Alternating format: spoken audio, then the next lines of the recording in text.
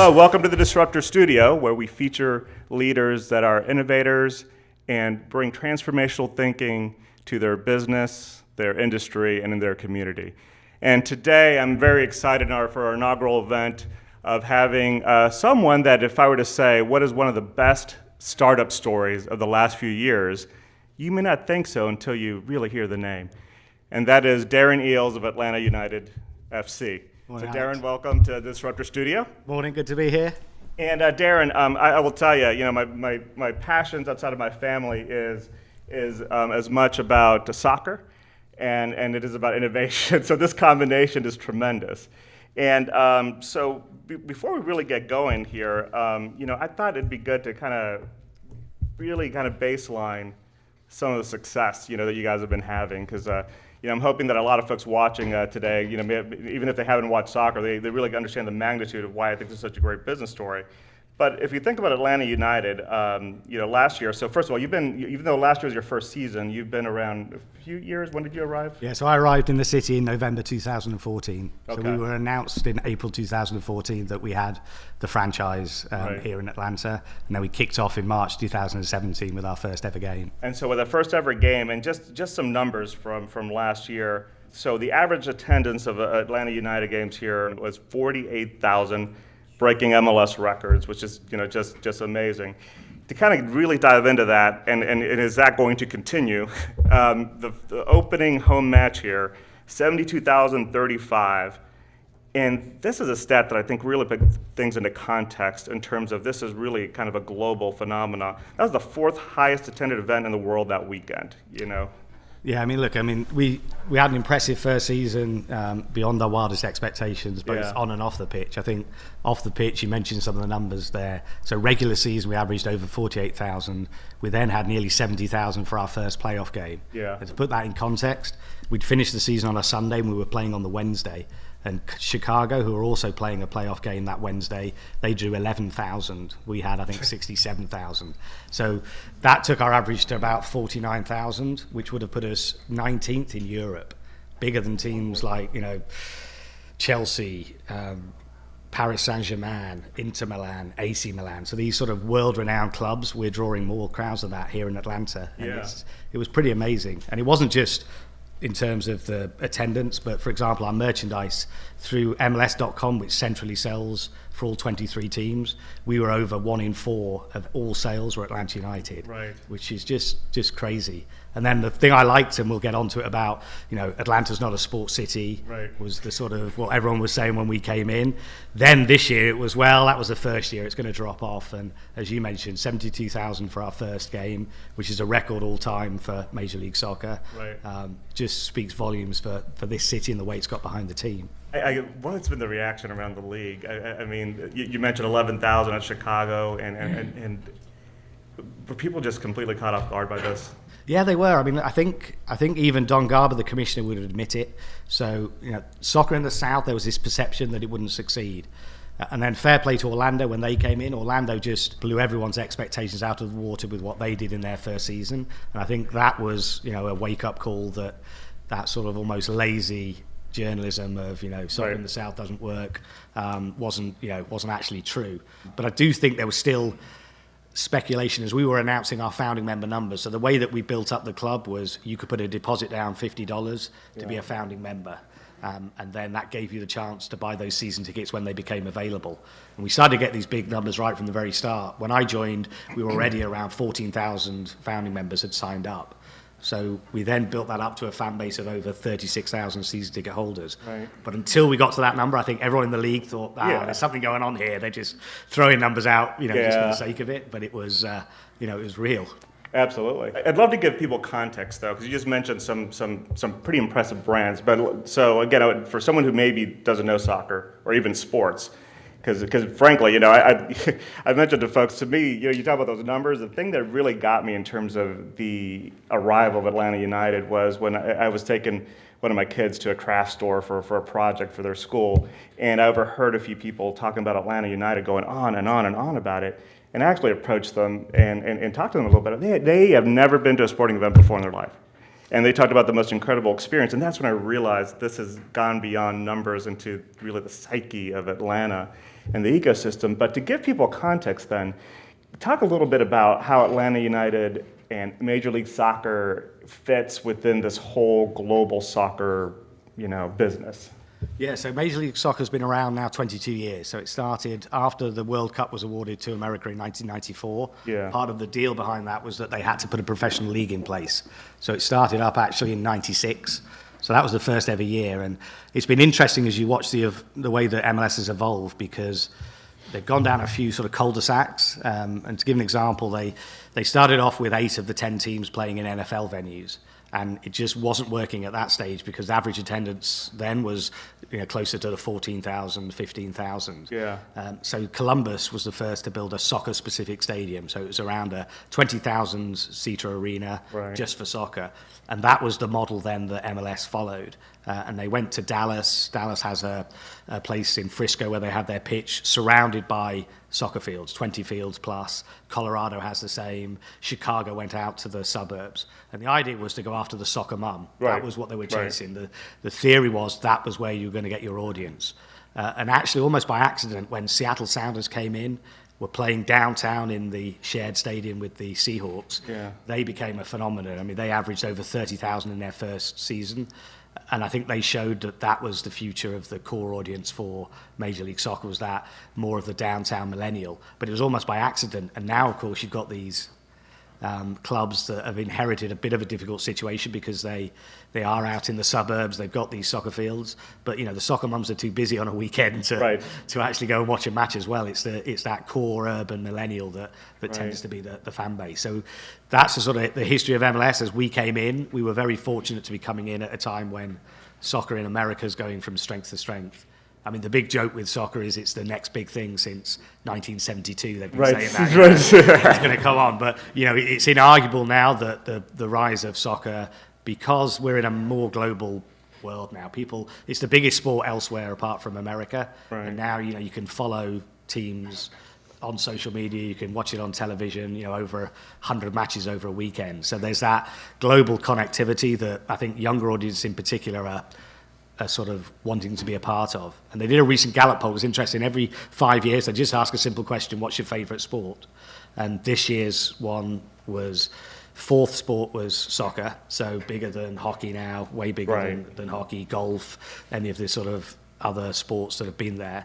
But interestingly, they break it down then into the different demographics, and over 50, it was only 1% for soccer. No one really interested. Right. In the 18 to 34, it was the second most popular sport. Yeah. And that's the exciting thing for soccer, is that, clearly when you look at any metrics, whether it's TV broadcast audience, the average age of crowds coming to the matches, this is a sport that, the younger generation is embracing. Absolutely. So speaking of younger generation, you grew up, back in England, you grew up with soccer. It sounds like this was one, I don't even have a choice in England to not to love soccer, but growing up, you ended up playing soccer in college. And I know you're a modest guy, but Darren is quite the academic and athletic achiever, over at Brown where you played.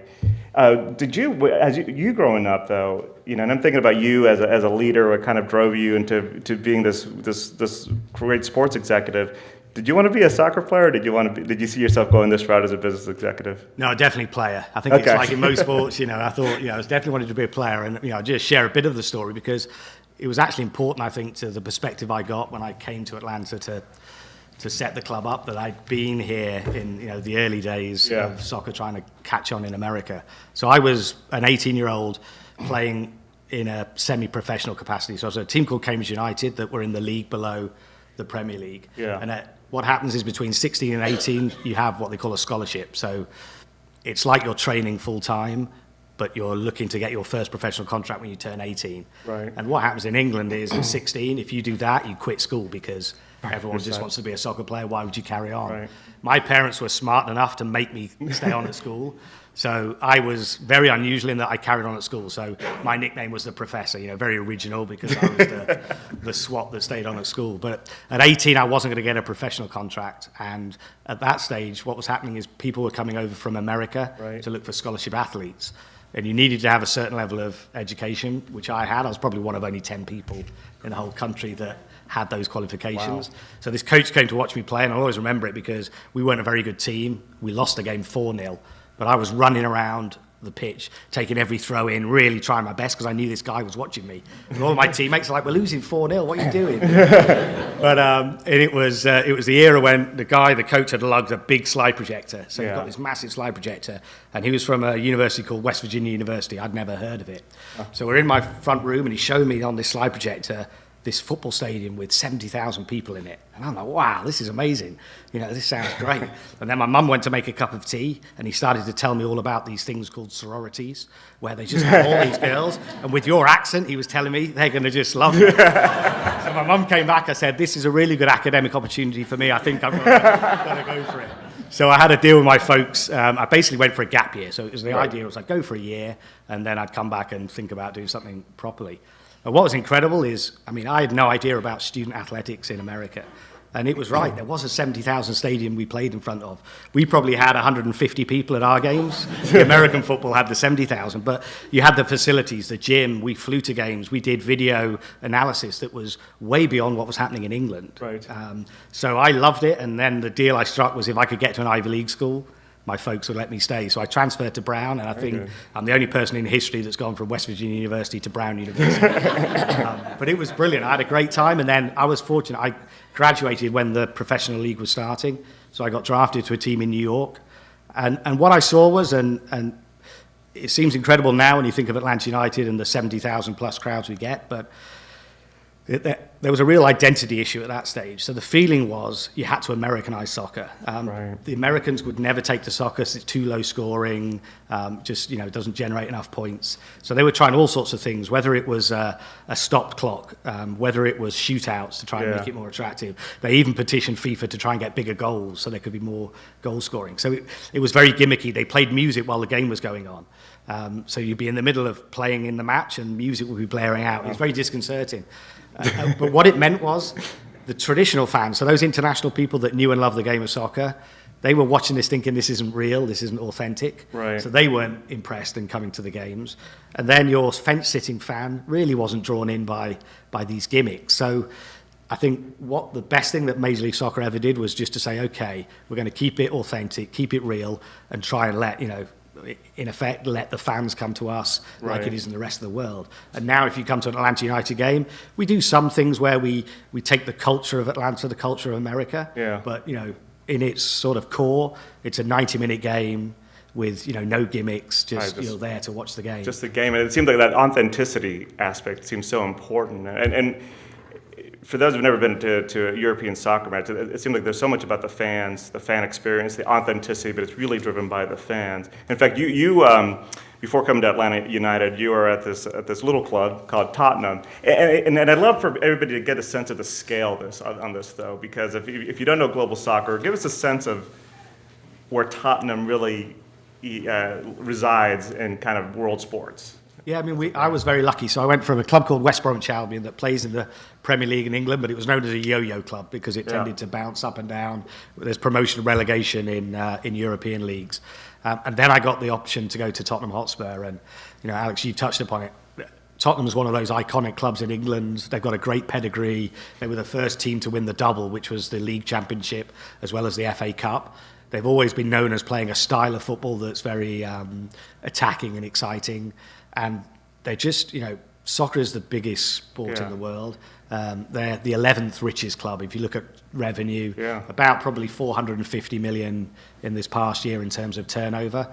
So, they were a huge club that was probably underperforming relative to its history. Right. Partly because you've got clubs like Chelsea, Manchester City, who had big owners coming in, spending lots of money. And Tottenham was a little bit in that middle region. And so when I was there, our focus was trying to get into the top four, which gets you into the Champions League, which is this big competition where all the top clubs play in it.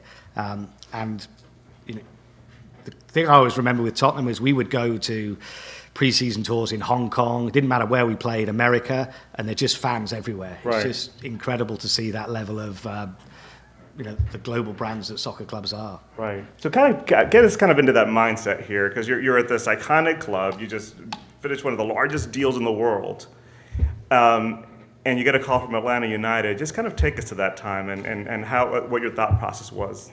It was interesting because I'll always remember it. I'd gone to a game in the summer of, going back in time now, 2014. Yeah. So it was the World Cup coming up in Brazil, and we were looking at a player, Tottenham Hotspur, called DeAndre Yedlin, who was playing at the time for Seattle Sounders. And there was a game in New York, and it was America against Turkey in a pre-World Cup sort of warm-up game. And so I'd flown over to go and watch him, and I'd gone on the PATH train to take it to the stadium, and it was incredible. It was like I was in London. The whole train was packed. People were wearing the USA shirts. There was chanting, singing. I went to the stadium. It was totally packed to the gills. The atmosphere was fantastic. So it was one of those moments for me where, having played 20 years ago, having come back every now and then, it really made me think, wow, this is truly taking off here in America. Right. We watched the game, we signed DeAndre, and probably 2 weeks later I got a call from headhunters saying that there was this new opportunity. And there was a couple of things. Firstly, I remembered that game. I'd obviously had the history in America of playing here. And I love the idea of being a pioneer, being someone that could come here and help that journey of soccer in America. And obviously you were starting a team from a blank sheet of paper, which you just don't get an opportunity to do that anywhere else in the world of soccer. Spurs, West Bromwich Albion, they'd all been going for over 125 years. So that was really attractive. My wife's American as well, so I think there was that factor of, I think she was saying, well, look, no harm in at least going and having a chat. And so, it was just, it was a good opportunity. We actually had twins as well, so I think, some of these things are fated. I think any other time I would have just not taken the call, bothered to call them back. But I think it was just, what's the harm in having that chat? And then when I actually came out here and met with Arthur, that was the key moment for me. So Arthur Blank, who I'd obviously read about, but to come to Atlanta and to see what he'd done with the Falcons, what he does in the community. And when I went to that first interview, he had Rich McKay, president of the Falcons there, Penny McPhee, president of our foundation. All of his big business leaders across his whole family of businesses were there. And for me, that was really important because what that said was this was an owner that was fully committed to making, at that time, MLS Atlanta 2017, very catchy name, be a success. Carson everything with that too, That he was going to make it a success. He was going to treat it as an equal to the Falcons. And so that was really, for me, the clincher where I saw the potential of what could be done with that ownership. And again, I mean, on all of these things, what's the worst that could happen? You do it, it doesn't work out, I go back to England and get another job with another club. It was, that was the risk worth taking. I think the word you're talking about, that pioneering aspect there's obviously something, and I don't know if it's because you were a striker when you're playing soccer and that mindset, but being a pioneer, that sounds like really that commitment from Arthur Blank for the club was key for you to come over, and kind of, it's still some level of risk you're taking. Yeah, I think it was. And look, we had a chat there, and I think, to be fair to Arthur, if you look at the scale of who they were hiring, they were probably going into it thinking we need someone strong marketing background. This is a new club, a new brand. We've got to build a brand. And actually, if you look at the scale, I was probably more towards the middle because I had the technical background at Tottenham. I mean, at Tottenham, I was really doing the soccer side. So I was executive director in charge of soccer. But I think what Arthur realized in the talks we were having is when you're building a new sports club, soccer club, it's just as equally about the product on the field, and that's part of the marketing. Absolutely. How you're going to put the team together, the style of play you're going to play, all of that feeds into the building of the brand. And I think, probably great credit is deserved to Arthur because I think he's a startup guy. Did it from Home Depot and built it from the ground up. And I think he could have taken the safe option and said, who in MLS is the best people for me to talk to, and I'll hire someone, a safe pair of hands that's done it in Major League Soccer. He went outside the box and said, let's do a global search, and then had the guts to hire someone that was coming from outside the league. That's a great point. It's almost as much of a risk for Arthur Blank, going this direction, which was different from the rest of MLS, and that probably makes you even more comfortable to approach that. So kind of going on to this journey now for Atlanta United, and first of all, you land, you get here and you start up, and you're probably up at Flowery Branch looking at a football, American football field, and it's just you. Yeah, I mean, it was interesting because I had the office next to Rich McKay, so it was great. I was in the Falcons facility. I can remember a tweet we put out the first sort of day of just my desk, a very empty desk, and we threw a soccer ball in the back to make it look a little bit more. But that was it, literally day one. As employee number one for Atlanta United, with at that stage 2.5 years before we kicked our first game. That was quite a surreal moment, sort of sitting there thinking, right, better get going. So what was that get going for you? What was most important? We were really fortunate, and the reason we were fortunate is we were a startup, but we had the benefits of being part of the Arthur Blank's group of businesses. And what that gave us was resources that other clubs wouldn't have if they were just starting up from scratch.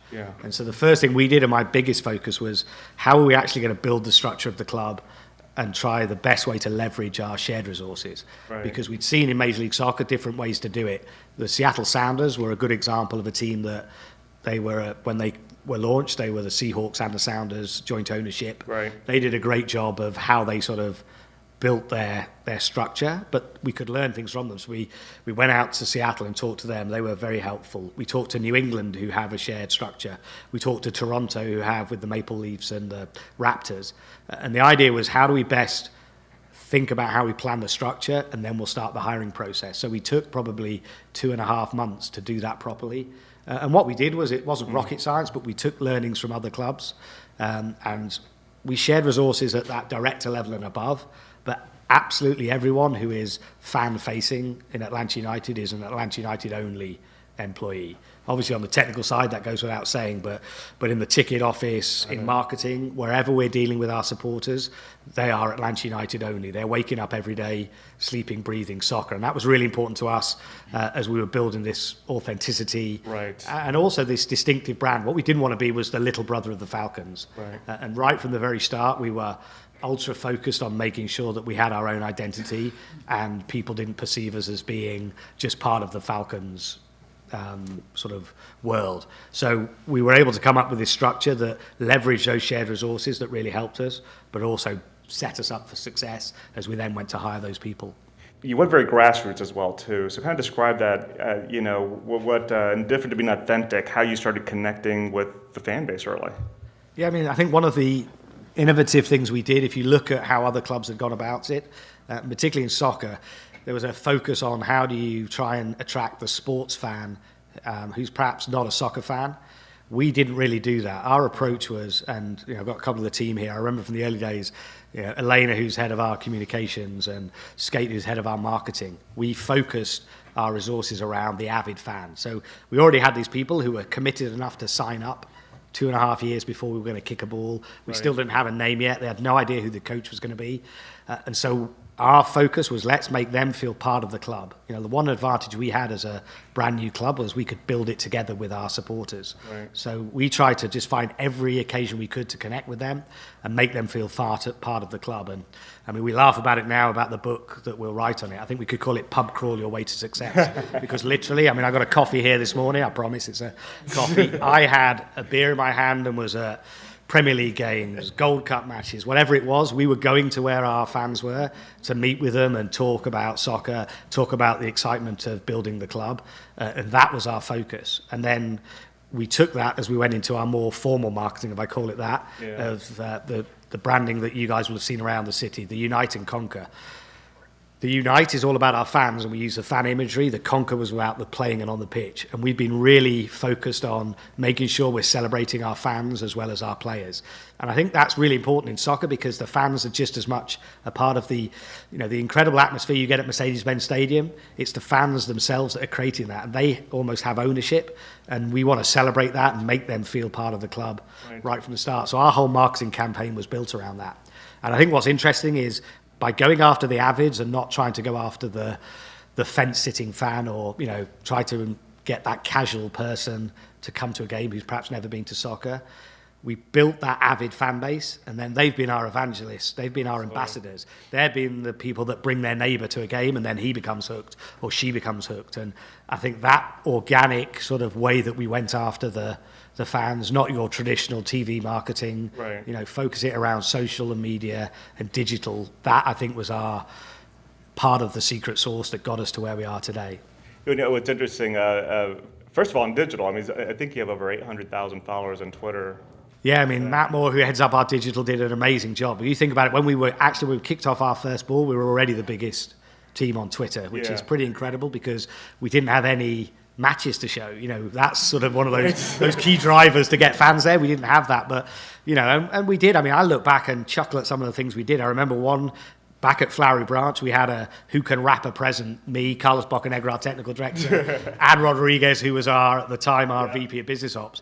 And we just were doing silly things like that just to let people behind the curtain and make them feel part of the club, because that was part of the fun, I think, the way that we built the club. And, we can talk about it a little bit later on the technical side, the way that we went around building the squad completely different to how teams had done it before in MLS. I think that also brought our fans closer to the team, because they understood right from when I first came. I was saying, we're not going to go older players, we're going to go younger players, we're going to try and change the mold, and people felt part of that journey. So much so that I think if we'd have signed Wayne Rooney in our first year, the fans would have rioted, because they were already in. They bought into what we were trying to do. And I remember you had an event like at Piedmont Park, I think the 1-year anniversary of the announcement of the club, and then not that long ago you had the brand launch. And going from where I think it was literally your team having a table with your food in the middle of all your fans to going to the compound where it was sold out, bussing in people. The massive just adoption of Atlanta United in that year was just incredible. When was that kind of tipping point for you that you said, this is going to be bigger than I ever expected it to be? I think the event that you mentioned at the compound was probably the tipping point. Certainly for me, and I think also for Don Garber, who actually came, the commissioner. And a little bit of backdrop for those. This was 2015, so it was July, and we were coming out with the launch of the name and the logo, the whole sort of Atlanta United brand. And about 2 weeks before the event, the name got leaked, and there was quite a bit of negativity, particularly because from outside of Atlanta. I think the perception was there's already United in the MLS, so how generic to have another one. And of course, the reality is we talk to our fans incessantly. We've done surveys, we've done focus groups, we've been out on our sort of pub crawls talking to them. So we knew what the fans wanted, and what they wanted was something that was symbolic of how soccer is in the rest of the world. So the idea that we're part of this global sport now. And what they didn't want, and that was more important, was for every person who liked the Phoenix emblem and Civil War, 2 people hated it. There was a lot of disconnect on some of the names that were being bandied around. And for us, United was clearly the word and the association that people wanted.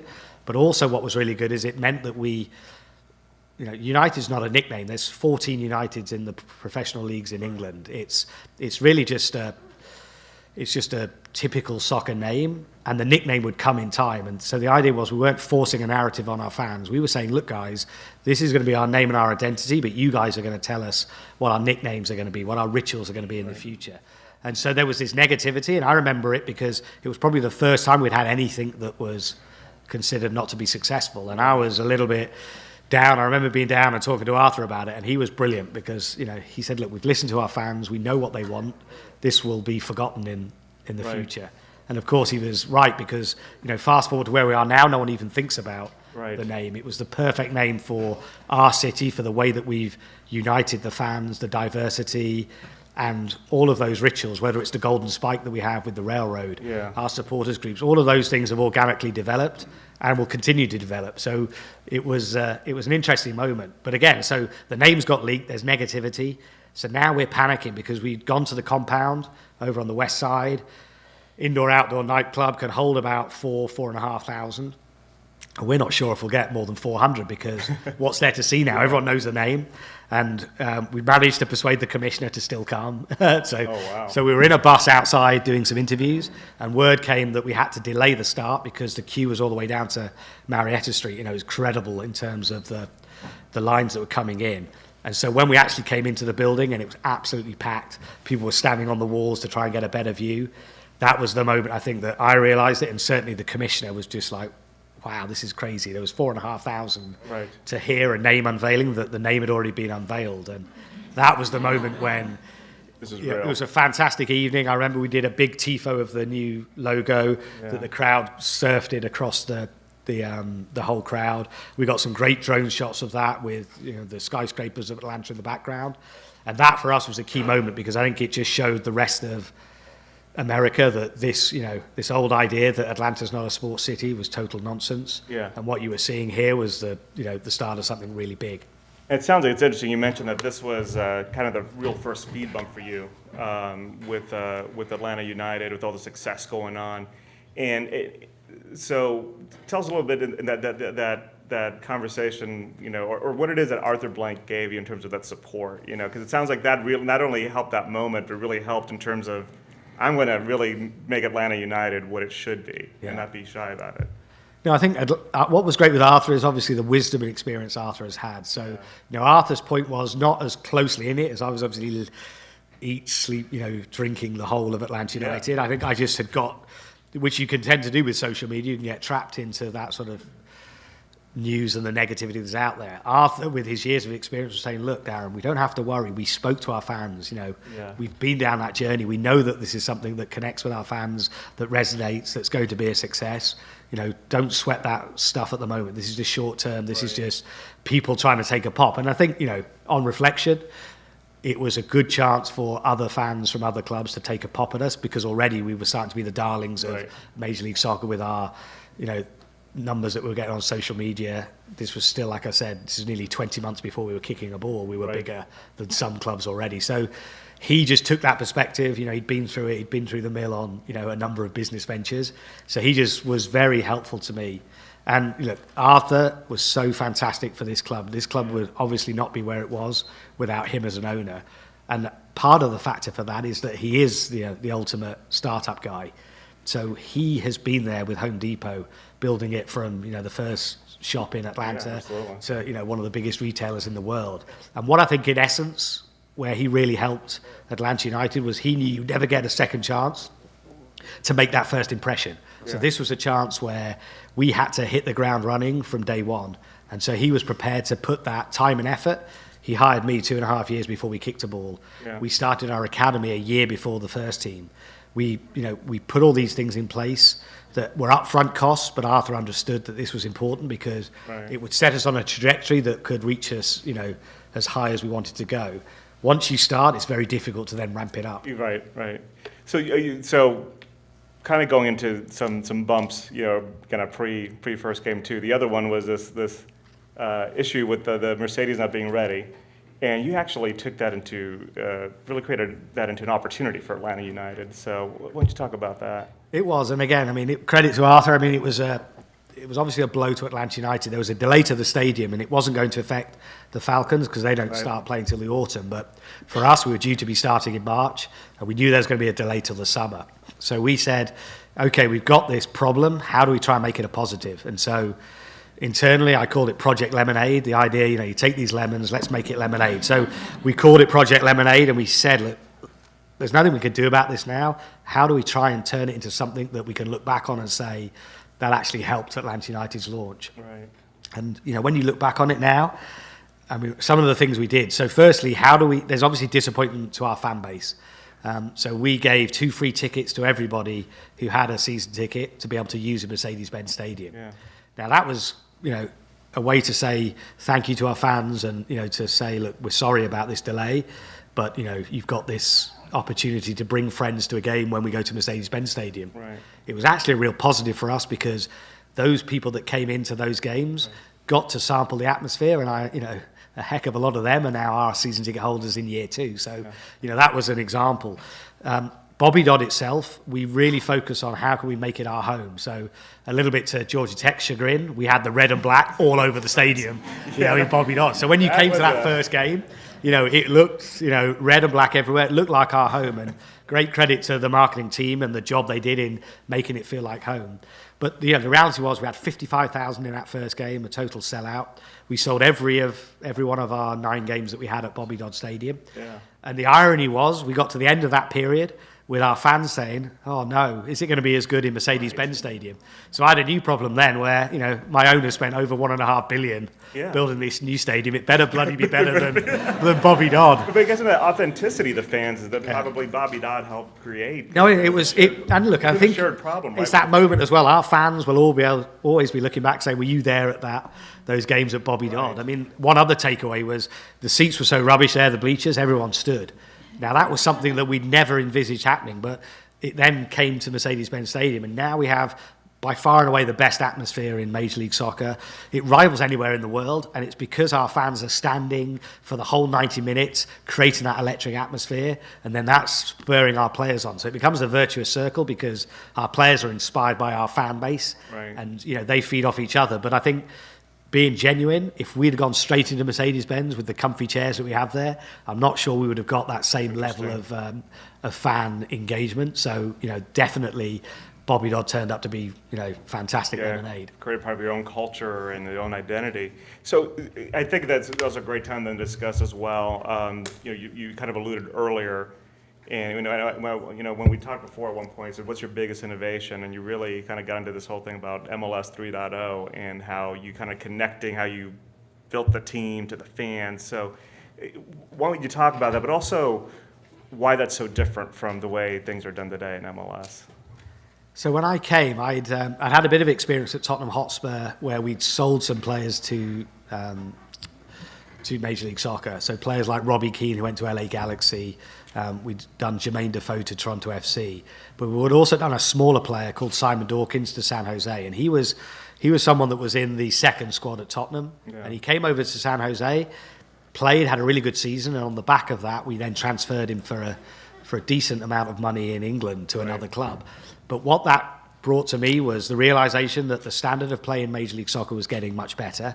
And as a development league, there was an opportunity to make Major League Soccer part of the world landscape. So we talked about Gareth Bale. When I was at Tottenham, we sold Gareth Bale to Real Madrid. At that stage, it was a world record fee. It was about $125 million US. Wow. And he went to Real Madrid. And that happens all the time. And then, at Tottenham, we were buying new players from clubs like Ajax and other clubs to replenish our squad, and that's how it worked. And I joked with Arthur when we first had that conversation, and I was pitching him this idea of what I felt we could do at Atlanta United. Was basically, in the world of soccer, everyone's a selling club unless you're Barcelona. Unless you're very much at the top of the tree, everyone else is a selling club. Of course, since I said that, Barcelona sold Neymar to Paris Saint-Germain for a ridiculous sum, over 250 million.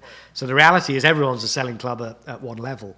But what had happened in Major League Soccer is the focus had been on trying to take players that were at the end of their career, really for the marketing aspect. So whether that's a Pirlo in New York, or a Frank Lampard who came from Chelsea, or a Steven Gerrard who came from Liverpool, the perceived wisdom was you needed those players to market the team and sell tickets. And my view was we could sell and make Atlanta United accessible to those players that were up and coming. So we signed Miguel Almiron, Joseph Martinez and Tito Villalba, all under 24 years of age, South American players. And I think, with the greatest respect, most of our fans had never heard of them till we signed them. But by the end of the year, they'd scored 40 goals between them. They're clearly amazing players. They're exciting to watch. Miguel Almiron was the top-selling jersey in the whole of MLS. Right. Joseph Martinez was the third-selling jersey in the whole of MLS. So what we showed was you could take players and create stars if you told stories around them.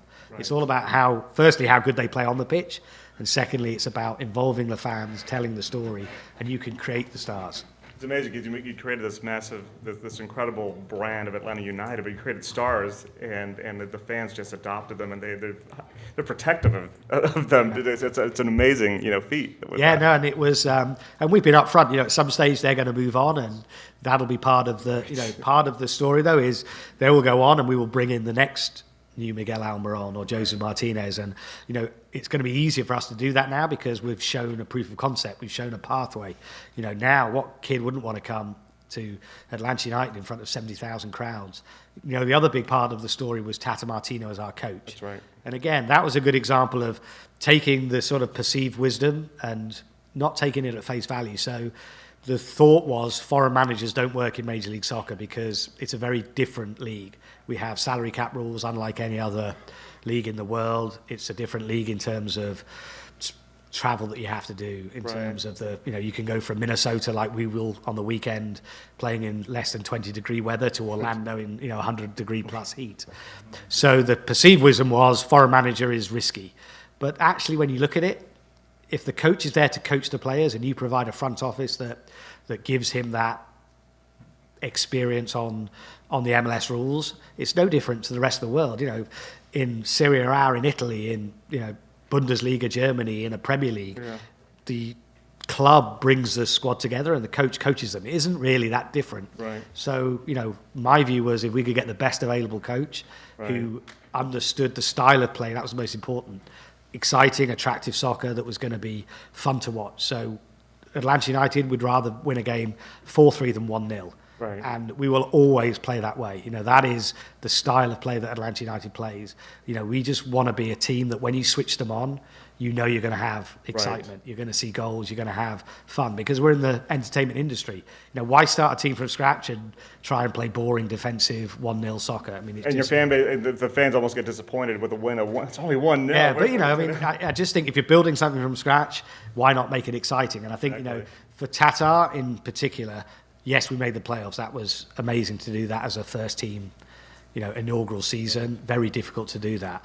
But what is unbelievable, and I think when we look back in 10, 15 years' time, we will say is remarkable, is that we scored the 5th most goals ever in the history of MLS with 70. Our goal difference was plus 30, the 4th best ever in the history of the league. And that was pretty amazing, to take a brand new team and make them one of the most excited teams Major League Soccer's ever known. That, I think, was a really big plus and is a factor to the success of Atlanta United, because you can't argue. If you came to an Atlanta United game and you never watched soccer, you could understand that this was pretty exciting. When you got Miggy running at full pelt, you got Joseph scoring hat-tricks every other week. It just is something pretty incredible. Well, I mean, that connectivity to kind of the product on the field, to the fan experience, the authenticity, seems like it's really what the magic is. But as we get ready to wrap up here, if you start with all the success, how do you not stay complacent? I mean, what's the next? I mean, some could say, "Hey, I'm done. I'm back. Go back. Do whatever you want." But how do you not stay complacent? One of the exciting things, I'm super competitive, so there's no resting on my laurels anyway. But I think what's really exciting for me is, we've launched Atlanta United, but we're in a growing league, and so there's always going to be an upper ceiling. We don't know what the ceiling is for Atlanta United in this marketplace, but what we don't know is Major League Soccer at the moment, in terms of attendance, it's the 7th biggest league in the world. Right. Talent-wise, it's obviously lower than that. We need to grow it, but the reality is, as this league grows and gets bigger, we want Atlanta United to be the top team in Major League Soccer and ultimately one of the top teams in the world. And so for me, that's the exciting thing. We've still got our whole future ahead of us in terms of taking Atlanta United and building it into a global brand and one of those top teams in the world. And I'd like nothing more than for us to be qualifying for the FIFA World Club Championships, playing against my old team Spurs, beating them and saying, "Look, sorry about that, don't worry, come back next year and perhaps you can beat us." But I think that's going to happen, and I'm excited about that. And there's so many things, whether it's Atlanta United 2, the second team that we have that's playing in Gwinnett, it's the academy and the pipeline of talent we've got coming through. There's so many areas that we can focus on and improve on. So, there's certainly no restlessness as far as we're concerned. So how do you I mean, this is obviously, you're very fortunate because you're working in something that you love, but when do you check? What do you do when you're like, I just need to put soccer aside for a minute? If that ever happens in your house, maybe your wife will say that it doesn't, but what do you do? What do you do to recharge that's not related to soccer? Well, the helpful thing for me is I've got twin boys that are 3 years old now, so they certainly keep me balanced. So, I've got to know the aquarium here very well. That's one of their favorites at the moment. So I'm an expert in the aquarium. But no, I think, for me, that family life keeps me balanced. And the great thing, and what's amazing with the twins, is they were born just as I got here. So, when I see them, they're 3 years old now. I mean, a little story, whenever they see the Atlanta United logo now, they call it the daddy symbol, because ever since they were grown. So what was interesting and quite unnerving was, in the early days, you hardly ever saw an Atlanta United symbol out walking around. a year ago when we launched the club, when they're on the martyr pointing and saying "daddy" to people around the stages, it got a little bit unnerving, but it was pretty cool to see how just, Atlanta United has captured the city, and, we see it everywhere now around the city. It's pretty amazing. So Darren, as we wrap up here, if someone, because the story is really one that's incredible. It is a story of a startup. It's a story about leadership. It's a story about getting through some things that could be huge obstacles that you're able to break through, which I think is part of business. So if someone comes up to you, and whether it's an entrepreneur or an executive going into a new role, or someone just wanting to start a new phase of life, and said, what's the one thing that matters most as I start kind of this new thing? What would you say it is? That's a great question. Look, starting something up for new is so energizing anyway. I think you need to be flexible, clearly, because you're building a startup, but I do think you've got to know what your vision is. So when I look at Atlanta United, right from the very start, almost, I knew what the kit was going to be. It sounds crazy. I knew what the kit was going to be. I knew what our identity on the pitch was going to be, and we never wavered from that. Right. But we certainly were flexible around those pillars. And our pillars were very simple: winning team on the pitch, best fan experience, and being in the heart of the community. So those were our three sort of founding goals. But around that, we were trying to innovate. And I do think, one thing that I would stress as well is being open to new ideas all the time. And I think that goes to the diversity as well of your employees. So for us, we took a foreign manager. People said, don't do that. Shout out to Katie Griggs, who's our new VP of Business Ops. She didn't come from the soccer world. And that was brilliant for us because she's questioning things that I just assume, why do you do that? And if you bring someone with a fresh pair of eyes from whatever their background, it can sometimes challenge those complacent things that you're doing just because that's the way they've always been done. And I think trying to surround yourself with people who are prepared to look beyond what everyone else has done is something that can really be helpful. All right, and we'll stop there, and we'll open it up for questions now. For Darren, there we go. Anyone take one? Hey, quick question. Wondering what you can share about your starting budget and how that compares to some of the other teams that have been in existence for some time, both in the U.S. and globally. So that's a great question. I think in terms of starting budget, we probably had similar, I think, to clubs coming into Major League Soccer, but what we had was the shared resources. So we were very creative about how we tried to maximize that budget that we had. So we piggybacked as many events as we could. So Gold Cup was a good example for us. We were very lucky in that the Gold Cup semi-finals and finals came here to Atlanta. So that gave our marketing team a real opportunity to piggyback on that event that was already happening. The Metro Atlantic Chamber and the Sports Alliance were, putting that event on, but it was brilliant for us in terms of leveraging that. So I think we did a good job of, Arthur was prepared to put the resources. I think his biggest resources that he put in was he was prepared to hire staff, whether it was myself, Carlos Bocanegra, our technical director, 2 years before we kicked a ball. Now, that was unusual. Traditionally, what Major League Soccer teams did was try and hire people at the last possible moment because they wanted to wait till the revenue came in so that they could hire those people. And giving us that runway really gave us a chance to put the best practices in place, both on and off the pitch. And I think that, to Arthur's credit, was something that he was prepared to do. The other thing is our academy. So I haven't really spoken about the academy, but we have from under 12s right up to under 19s that's at our training facility in Marietta. And we started that academy a year before the first team started. And that was, an expense, but that was an expense that actually is going to help us. Already seeing it now with Andrew Carlton, one of our players that has actually played in the last 2 games that we played at Mercedes-Benz Stadium. That was going to help us on the field. And again, that was something where Arthur understood. My background at Tottenham was about, we focus on the academy a lot there. So we certainly were able to put resources in that perhaps other teams didn't because we had an owner that understood the importance of, starting with a bang. Was there, Jeff? Do you foresee keeping the full stadium open for more games going forward since you've had the success selling out at times when you've done that? Yes, I think so. For this season, we were going to go with 4 games for the whole bowl. We've actually gone for 5th now. We added one after the fact that we sold out our first game so quickly. And I think, look, what's important is what we've been very careful to do is we have it soccer specific with around 42,500, and we have the curtains that come down that block the upper bowl. And that's important for a number of reasons. Firstly, when you go in that stadium, it feels like Atlanta United Stadium. It's so totally different from going to a Falcons game because we have that branding. It also kills the volume and creates a greater atmosphere in terms of the noise. So that's really important to us.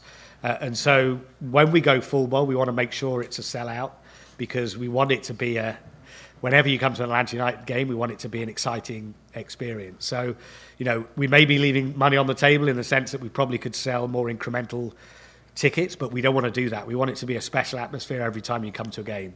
But our ultimate aim is to sell the whole stadium out for 17 games a season. And look, that's going to happen at some stage. Our sort of challenge is to make sure we do that in the right way and not try and jump too early. Darren, I know there's a lot of folks in the audience that are in the kind of the whole customer experience, fan experience game. So how do you balance this element of trying to create something or make it organic, because you introduced the spike, but there's so many things. Like I don't think a lot of people realize whether it's the chants, the nickname, so much of Atlanta United was truly fan driven. Yeah. So how do you balance that as a team?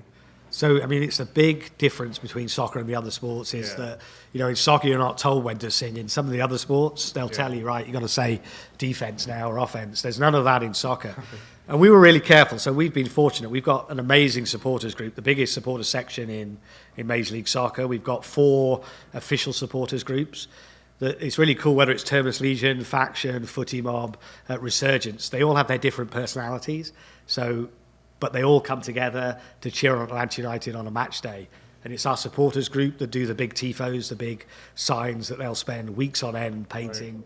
It's our supporters group that are the engine room behind the chanting and the singing. And what we did was we just helped to facilitate what they do.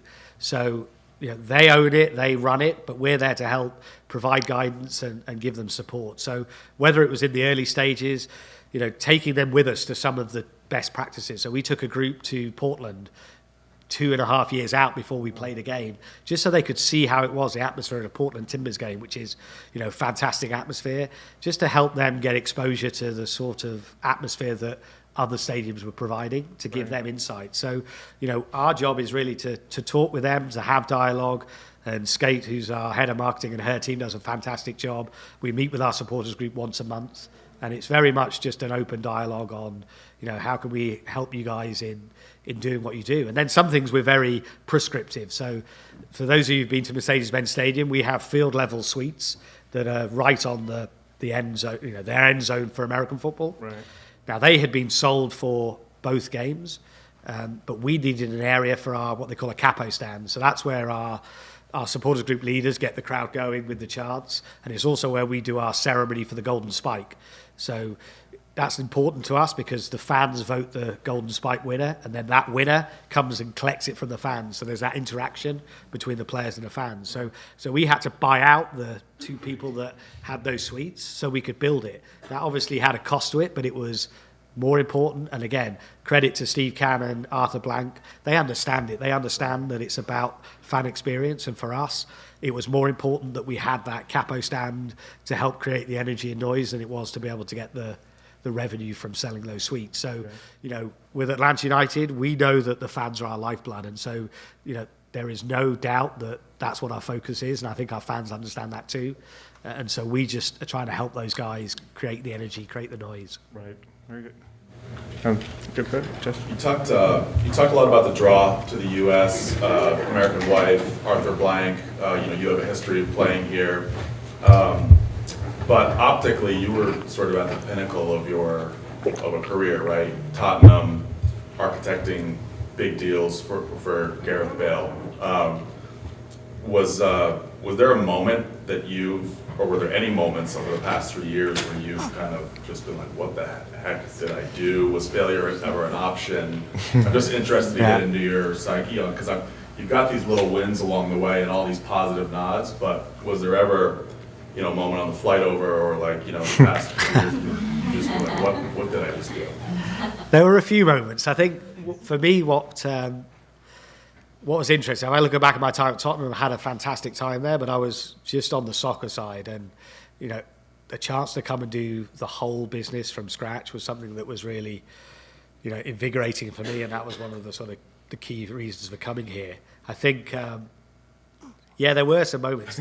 The toughest thing was I'd been through 10 years, whether at West Brom or Tottenham, where we had a game literally every week.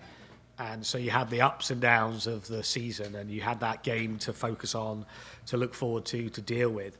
I had 2.5 years where we didn't play a game, and that for me was probably the hardest point, because you were getting none of that feedback of the team. I had an idea of how I was going to build the team.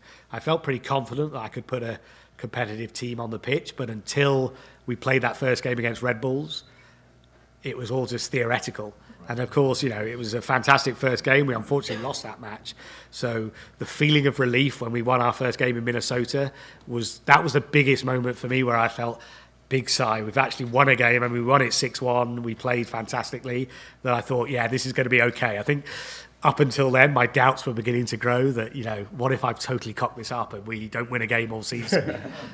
So it was nice to win that first game. That was a moment for me where I felt, It was funny at that Red Bulls game. I think there's some people who forget that we lost that game. Yeah. Just that one, that initial goal just almost defined the experience for Atlanta United. Yeah, I mean, it was disappointing. But again, when we talk about Bobby Dodd and taking the positives from the negatives, in a way, I'm glad we lost it, because it kept the bar low for that next game against Chicago that we won, that was at home, that was fantastic. Yeah. But also, I talked about the golden spike, this idea that the players will go to the fans, right, whoever the man of match is, win, lose or draw. And I was really insistent on that. I wanted to create this culture where we had a connection between our fans regardless of results, because we're not going to win every game. Right. So actually losing that first game wasn't a bad thing, because our golden spike winner still went to the fans. We still got that connection, and it embedded right from day one with our players that, right, you guys have got to go and appreciate the fans. We're all in this together, and you can do that even if we lose. When I was at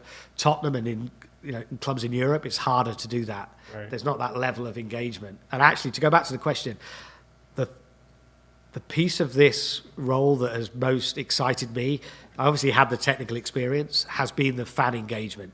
Because when I look back at my time at Tottenham, you didn't take the fans for granted, but we had 40,000 on a waiting list of season ticket holders. If you're a Spurs fan, your dad was, your mum was, your grandfather was. So you didn't have to fight for the fans like you do in America. We've got professional sports in this city. We've got college football that's huge. So that engagement and that fan experience is real here, or it better be real, or you're not going to get those supporters. And I think for me, having grown up with the game, loving the game of soccer, that's the bit I love the most. On games day, I get just as much of a kick of walking around the tailgate before the games, seeing the fans, seeing their excitement, feeling part of that family and being part of that excitement. It's just as thrilling as the game itself. And I think that was something that Atlanta United, although it was 2.5 years before we played a game, I was getting that feedback every day. It started small, but it's gone to crazy levels now. Absolutely. I'm sorry. I'm sorry. Yeah, so I love the story of scaling a startup and sort of the David against Goliath and the whole path of thinking outside the box, building it from scratch. And all of a sudden you wake up and you are Goliath. So do you keep your focus the same as the David, or do you have to start thinking differently? How do you? I mean, that is a great question. I mean, this season was a good example of, we'd had that amazing first season. How do we build upon that? And I think, it goes back to the supporters. It goes back to those key principles I spoke about. We need a winning team on the pitch. So this year, it's not enough to make the playoffs. We want to be now competing each season for trophies. So, that's more pressure on the guys, on Tata, on the players, but that's what we expect now with Atlanta United. So, our focus on the pitch is raising the bar. Off the pitch, it's about still the supporter experience. We did an amazing open training session a week before our season started at our training ground, and again, it was a sellout. It was just amazing to see the fans turn out. But that was really important, because we have to keep continuing to focus. The moment we take for granted our supporter base is the moment that it will all fall apart. So, all of our staff are unbelievable. Our associates, we understand and we know that we have to remember the fans are our lifeblood, and that's really important for us to continue to do that. And then the other bit is the community aspect. And, we're increasingly doing that, whether it's the pitch that we put at the 5 Point station, which is the only in pitch in a transit station in the whole of America. But, focusing on the community, because if we're not being part of the community with our players, with our supporters, then we can't expect the city to embrace us. So, it's always remembering that those are our three pillars, and then, making sure we're laser focused to follow up on them. Will be the last one here. Go ahead. Yes, you received a big breakout nomination from Sports Business Journal. How does that factor into the milestones you've achieved so far as a team? So that was really exciting for us. So the Sports Business Journal Team of the Year, we're one of the 5 nominated teams, which is pretty incredible for a soccer team to be into that sort of that level of nomination. So, we were really pleased about that. I think, look, it's nice to get those, but the milestones I prefer are things like breaking the attendance record, because, they are real with our fans. They're showing that, we're resonating with our supporters, with the city of Atlanta.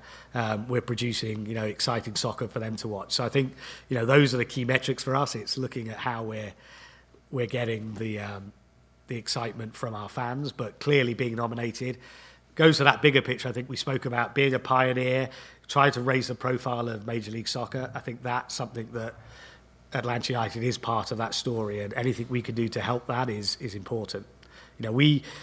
We are important in broadcast numbers, so Major League Soccer needs to increase its broadcast numbers, and I think we're seeing it with our game against DC United. The first game of the season was bigger than Liverpool Manchester United on NBC that weekend. So again, anything we can do to grow the sport, grow the league, is going to be helpful to everybody, and that's where we're always trying to push at those boundaries.